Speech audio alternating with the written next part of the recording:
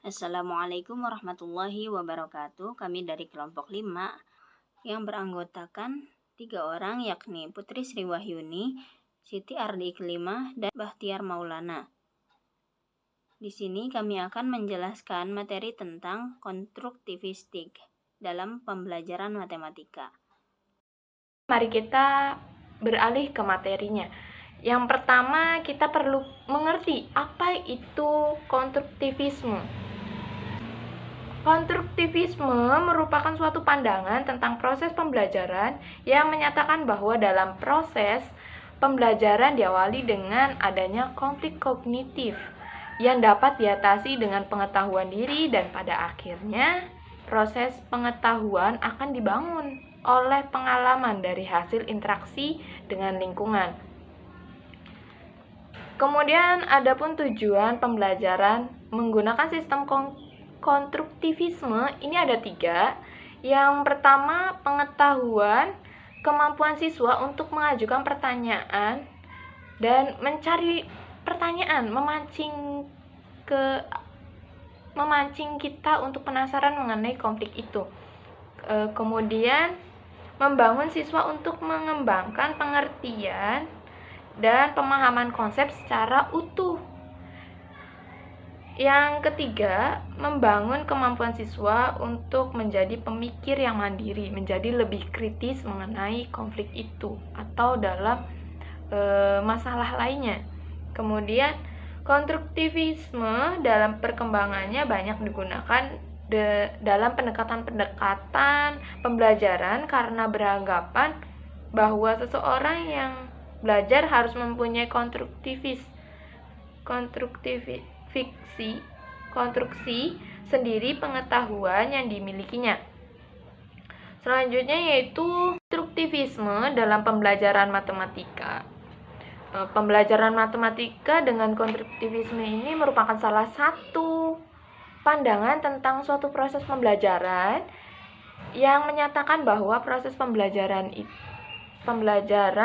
atau proses mengambil pengetahuan, memperoleh pengetahuan diawali dengan konflik kognitif yang terjadi saat interaksi antara konsepsi awal yang dimiliki siswa dengan fenomena baru yang tidak dapat diintegrasikan begitu saja sehingga diperoleh perubahan modifikasi struktur kognitif untuk mencapai keseimbangan. Hal tersebut hanya dapat diakhiri dengan pengetahuan diri yang akan dibangun oleh dirinya melalui pengalaman dalam interaksi dengan lingkungan. Peristiwa ini berkelanjutan selama siswa menerima pengetahuan baru.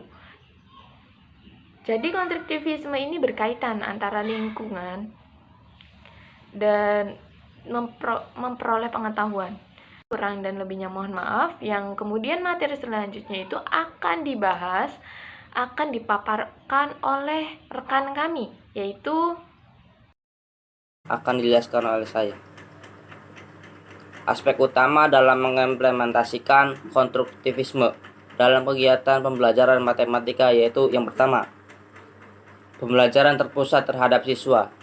Yang kedua, pengetahuan disajikan dengan tersusun dan sistematis, serta terstruktur dengan demikian dapat lebih mudah dipahami oleh siswa.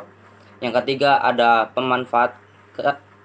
memanfaatkan media pembelajaran dengan baik. Siswa menyeleksi dan mentransformasi informasi, mengkonstruksi dugaan serta anggapannya, dan membuat kesimpulan dalam struktur kognitifnya.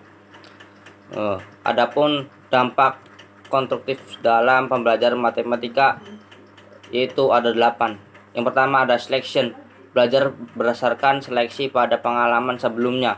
Yang kedua ada assessment, guru harus memperhatikan pengalaman siswa dengan baik. Yang ketiga ada sensory input, guru harus bisa merefleksikan masukan sensori dengan pengalaman siswa sebelumnya sehingga dapat mengetahui cara mengkonstruksinya. Yang keempat ada generating link, mengaktifkan hubungan pengalaman yang telah dimiliki dengan hal baru yang dipelajarinya. Yang kelima ada constructing meaning, membangun kebermaknaan dan dari hal-hal yang dimiliki, baik hal yang lalu serta hal yang baru. Yang keenam ada evaluation of construction, mengevaluasi dalam mendeteksi keberhasilan proses konstruksi kebermaknaan sebelumnya. Yang ketujuh ada subsumption, menggolongkan hasil konstruksi terhadap ingatan. Yang kedelapan ada motivasi. Siswa akan termotivasi jika proses konstruksi maupun meningkatkan pemahamannya. Selanjutnya ada tahap-tahap konstruktivisme.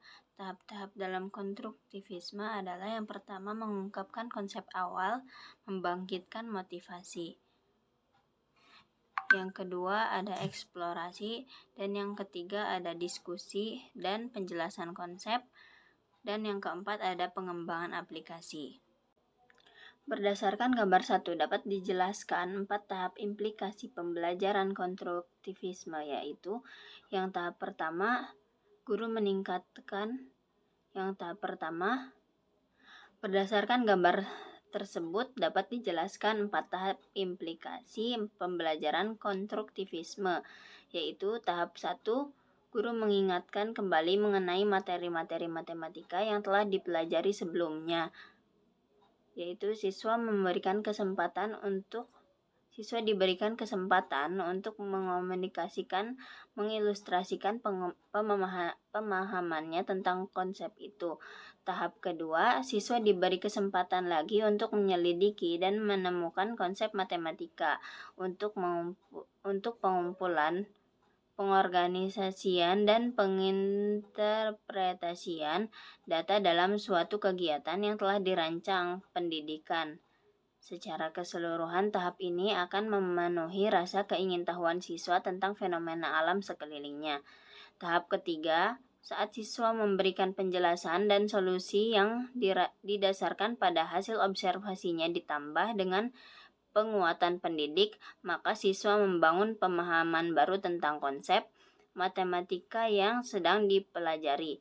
Hal ini menjadikan siswa tidak ragu-ragu lagi tentang konsepsinya. Tahap keempat,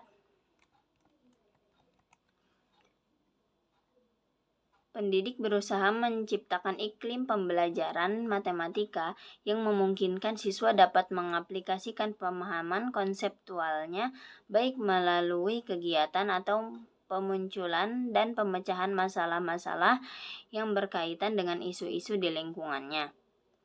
Selanjutnya kita memasuki ke contoh soalnya. Pak Andre merupakan seorang guru matematika. Saat ini matematika Pak Andre di kelas 7 memasuki materi nilai rata-rata. Beliau membuat suatu instruksi agar para peserta didik bisa mulai menerapkan teori belajar konstruktivisme di kelas. Untuk menentukan suatu nilai rata-rata, peserta didik diminta mengikuti langkah-langkah berikut. Jadi siswa diperintahkan untuk mengikuti langkah-langkah yang diberikan oleh Pak Andre. Yang pertama, menyiapkan beberapa menara blok dengan beberapa variasi ketinggian. Yang kedua, Bapak pengajar meminta peserta didik untuk memotong beberapa menara blok yang lebih tinggi sesuai kata hati. Yang ketiga, ambil ujung menara blok tertinggi lalu tempelkan di menara blok terendah. Lakukan hal tersebut sampai ketinggian menara blok sama. Yang keempat, ulangi ketinggian tersebut dengan beberapa perbedaan variabel. Sekian yang dapat kami sampaikan, kurang lebihnya mohon dimaafkan. Wassalamualaikum warahmatullahi wabarakatuh.